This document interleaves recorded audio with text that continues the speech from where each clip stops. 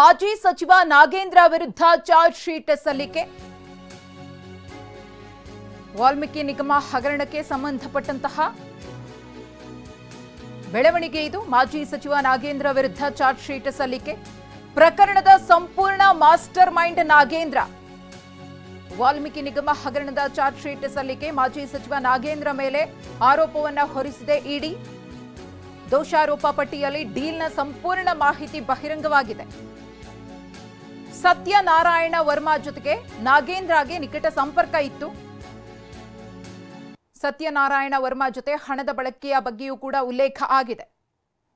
180ಕ್ಕೂ ಅಧಿಕ ಕೋಟಿ ಹಗರಣಕ್ಕೆ ಸಂಬಂಧಪಟ್ಟಂತೆ ನಾಗೇಂದ್ರ ಅವರ ತಲೆದಂಡ ಆಗಿತ್ತು. ಸಚಿವ ಸ್ಥಾನಕ್ಕೆ ರಾಜೀನಾಮೆಯನ್ನ ಕೊಟ್ಟಿದ್ರು. ಇದೀಗ ಜಾರಿ ನಿರ್ದೇಶನಾಲಯ ಅಧಿಕಾರಿಗಳು ಚಾರ್ಜ್ ಶೀಟ್ ಅನ್ನು ಸಲ್ಲಿಕೆ ಮಾಡಿದ್ದಾರೆ. ಸಂಪೂರ್ಣವಾಗಿ ಈ ಹಗರಣದ ಮಾಸ್ಟರ್ ಮೈಂಡ್ ನಾಗೇಂದ್ರ ಅಂತ ಹೇಳಿ ಉಲ್ಲೇಖ ಮಾಡಲಾಗಿದೆ.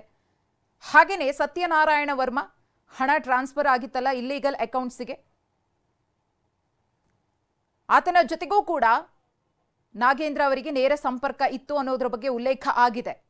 ಇವರೆಲ್ಲರೂ ಸೇರ್ಕೊಂಡು ಕೋಟ್ಯಾಂತರ ರೂಪಾಯಿ ಹಣವನ್ನ ಗುಳುಂ ಮಾಡಿದ್ದಾರೆ ಅನ್ನೋ ಆರೋಪವನ್ನ ಹೊರಿಸಲಾಗಿದೆ.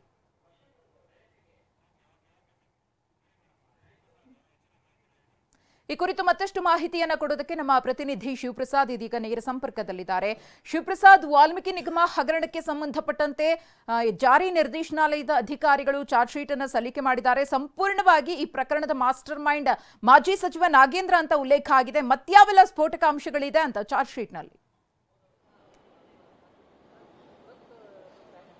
ಶ್ರೀ ಈಗಾಗಲೇ ಟಿವಿ9ಗೆ ಲಭ್ಯವಾಗಿರತಕ್ಕಂಥ ಇಡಿಯ ಉನ್ನತ ಮೂಲಗಳ ಮಾಹಿತಿಯ ಪ್ರಕಾರ ಈಗಾಗಲೇ ಜನಪ್ರತಿನಿಧಿಗಳ ವಿಶೇಷ ನ್ಯಾಯಾಲಯಕ್ಕೆ ಚಾರ್ಜ್ ಶೀಟ್ ಸಲ್ಲಿಕೆ ಆಗಿರ್ತಕ್ಕಂಥದ್ದು. ಇಡೀ ಪ್ರಕರಣದಲ್ಲಿ ಟಿವಿ9 ಸುದೀರ್ಘವಾಗಿ ವರದಿಯನ್ನು ಬಿತ್ತರ ಮಾಡಿತ್ತು. ಪ್ರಮುಖವಾಗಿ ಇಡೀ ಪ್ರಕರಣದಲ್ಲಿ ಮಾಜಿ ಸಚಿವ ನಾಗೇಂದ್ರ ಮೇಲೆ ಆರೋಪವನ್ನು ಮಾಡಲಾಗ್ತಿರ್ತಕ್ಕಂಥದ್ದು.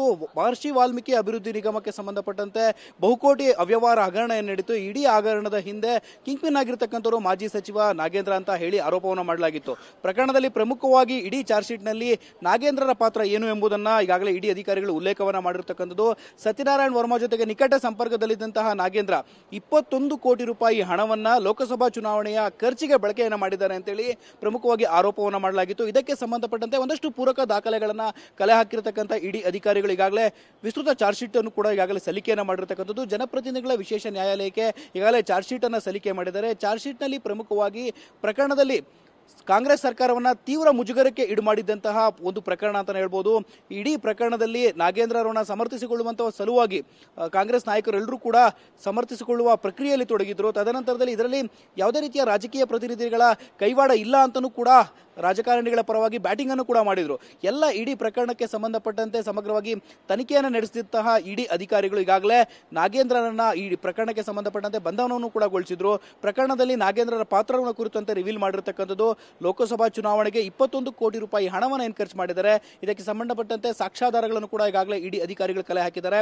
ಇದಕ್ಕೆ ಸಂಬಂಧಪಟ್ಟಂತೆ ಪೂರಕ ಸಾಕ್ಷ್ಯಾಧಾರಗಳನ್ನು ಕಲೆ ಹಾಕಿ ನ್ಯಾಯಾಲಯಕ್ಕೆ ಚಾರ್ಜ್ ಶೀಟ್ ಅನ್ನು ಕೂಡ ಸಲ್ಲಿಕೆ ಮಾಡಿದ್ದಾರೆ. ಚಾರ್ಜ್ ಶೀಟ್ ನಲ್ಲಿ ಬಿ ನಾಗೇಂದ್ರ ಮಾಡಿರತಕ್ಕಂಥ ಅವ್ಯವಹಾರಕ್ಕೆ ಸಂಬಂಧಪಟ್ಟಂತೆ ಸಾಕ್ಷ್ಯಾಧಾರಗಳ ಸಮೇತ ರುಜುವಾತುಪಡಿಸುವಂತಹ ಪ್ರಕ್ರಿಯೆಗೆ ಈಗಾಗಲೇ ಇಡಿ ಅಧಿಕಾರಿಗಳು ತೊಡಗಿಕೊಂಡಿರತಕ್ಕಂಥದ್ದು. ಈ ಹಿನ್ನೆಲೆಯಲ್ಲಿ ಈಗಾಗಲೇ ಪ್ರಾಥಮಿಕ ಚಾರ್ಜ್ ಶೀಟ್ ಕೂಡ ಸಲ್ಲಿಕೆ ಆಗಿರತಕ್ಕಂಥದ್ದು. ಮಧುಶ್ರೀ, ಧನ್ಯವಾದ ಶಿವಪ್ರಸಾದ್ ತಮ್ಮೆಲ್ಲ ಮಾಹಿತಿಗಾಗಿ.